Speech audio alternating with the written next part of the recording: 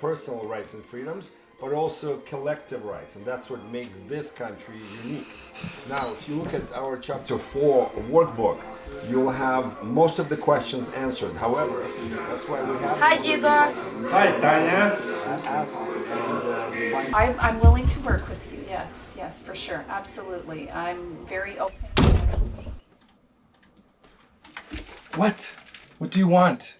I need the headphones. You've had them all morning, and I can't get any work done in this house because of the noise. No, I still need them. Now get out of my room.